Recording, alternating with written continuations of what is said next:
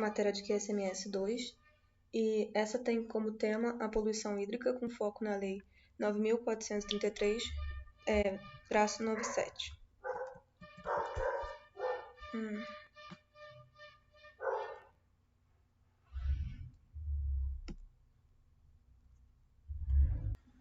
Bom, como introdução aqui, eu botei a definição do que seria poluição hídrica. Então, lendo aqui o que eu coloquei, a poluição hídrica corresponde ao processo de poluição, contaminação ou deposição de rejeitos na água dos rios, lagos, córregos e nascentes, além dos mares e oceanos. Bom, o Brasil é um país com uma grande quantidade de água, corresponde a cerca de 12% dos recursos hídricos do mundo, então isso é muita coisa. E por conta disso faz sentido que existam leis e existam programas para que essa água toda seja preservada e seja bem distribuída e tudo mais. Aqui no que eu botei o que seria a tradução da sigla PNRH, que significa Plano Nacional de Recursos Hídricos. Bom, a PNRH é instituída pela Lei 9.433/97 e essa é uma lei de 8 de janeiro de 1997. Vamos lá. Essa lei também é conhecida como Lei das Águas, e um dos seus maiores marcos, além da Política Nacional de Recursos Hídricos, que é a tradução da sigla, foi também a criação do Sistema Nacional de Gerenciamento dos Recursos Hídricos, que a gente vai abordar um pouquinho mais à frente. A lei tem como base o fato de a água ser um bem público e que não pode ser privatizado, então a gente necessita gerenciar para proteger o seu uso. A lei também determina que a gestão dos recursos hídricos deve ser baseada em usos múltiplos. O que isso quer dizer, Amanda? Quer dizer que a gente deve considerar a utilização para abastecimento, para geração de energia, para irrigação, para indústria. E, além disso tudo, os principais objetivos da lei são esses que eu citei aqui, que eu agora vou ler para vocês, que seria assegurar a todas as gerações a disponibilidade de água em padrões de qualidade adequados aos usos, assegurar a utilização racional e integrada dos recursos hídricos, ou seja, a gente não pode estar desperdiçando, incluindo, nesse caso, também o transporte aquaviário, com vistas ao desenvolvimento sustentável, prever e defender o recurso hídrico contra eventos hidrológicos, críticos de origem natural ou decorrentes do uso inadequado dos recursos naturais, e incentivar e promover a captação, preservação e aproveitamento das águas pluviais. Bom, e Amanda, quais são as exigências para a implementação dessa política de águas? Bom, eu citei algum aqui para vocês, mas antes que eu leia, é importante dizer que adotar essas diretrizes de preservação dos recursos hídricos do país é importante não só para o governo, mas também para as empresas.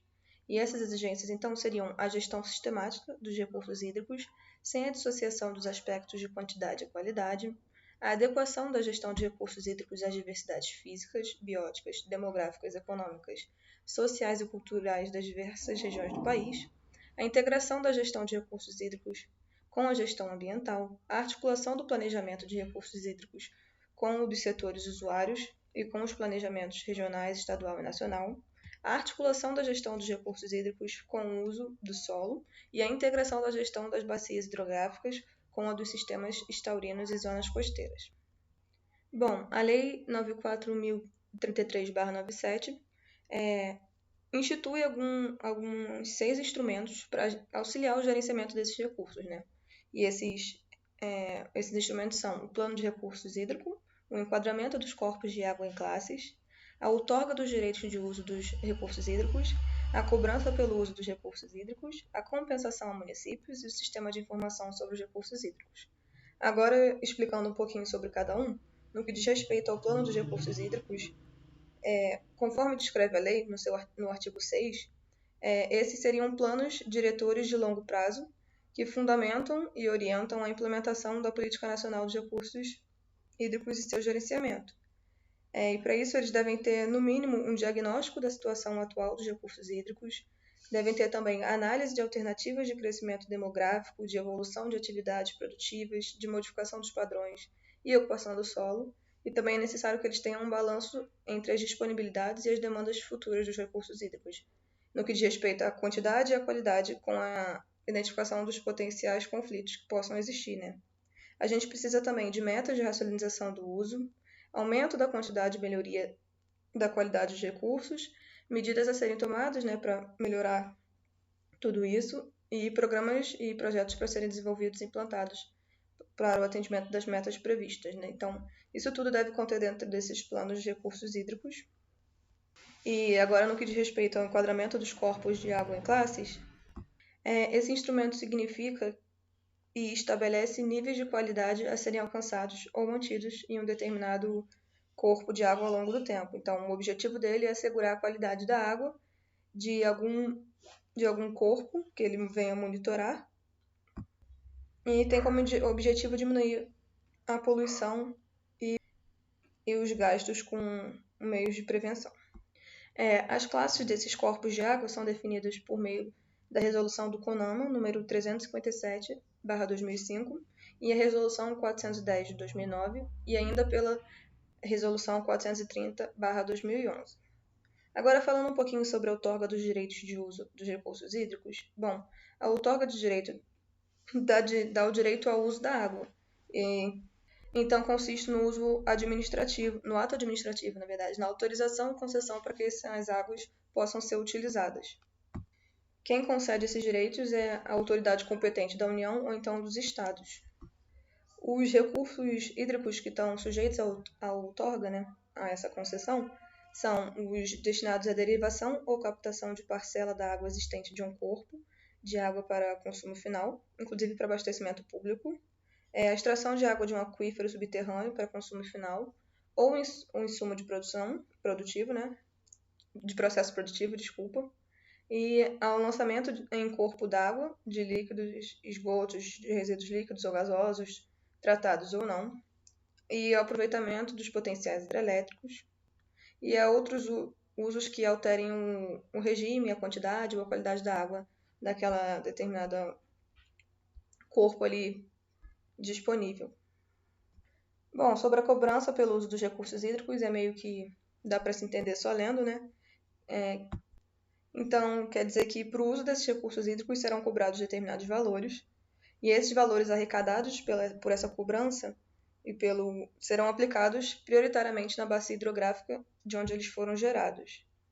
Esse instrumento objetiva principalmente incentivar e racionalizar o uso da água para que ela não seja desperdiçada e preservar a quantidade e qualidade dessa água. Bom, a compensação a municípios previa o repasse financeiro aos municípios que abrigam zonas de hidrelétricas, né? E eles receberiam por conta disso, por abrigarem esses reservatórios. Só que essa seção foi vetada na lei, então ela não chegou a entrar em vigor. Bom, o Sistema de Informações sobre os Recursos Hídricos é um sistema de coleta, de tratamento e armazenamento e ainda recuperação de informações sobre os fatores que podem interferir nos recursos hídricos. Esse sistema divulga informações sobre a qualidade e a quantidade dos recursos hídricos e ainda disponibiliza um subsídio para que planos de recursos hídricos sejam elaborados. Bom, como eu citei anteriormente, um dos feitos da PNRH foi a criação do Sistema Nacional de Gerenciamento dos Recursos Hídricos. E como é que funciona e para que serve esse Sistema Nacional de Gerenciamento? Bom, ele visa coordenar a gestão integrada das águas, arbitrar administrativamente os conflitos relacionados com os recursos hídricos, implementar a Política Nacional de Recursos Hídricos, planejar, regular e ainda controlar o uso, a preservação e a recuperação dos recursos hídricos e promover a cobrança pelo uso dos recursos hídricos. Os órgãos envolvidos nesse sistema nacional são o Conselho Nacional de Recursos Hídricos, a Agência Nacional de Águas, o Conselho de Recursos Hídricos dos Estados e do Distrito Federal, os comitês da Bacia Hidrográfica, os órgãos dos poderes públicos federal, estadual e do Distrito Federal, que se relacionam com esse assunto de recursos hídricos, né? Bom, para quem não seguir a lei, é claro que existem penalidades, e essas penalidades podem ser dadas de 3 formas. Elas podem vir através de notificações por escrito, né, que determinam certo prazo para que as irregularidades sejam arrumadas. Pode vir também através de multas, e essas multas variam de 100 a 50 mil reais.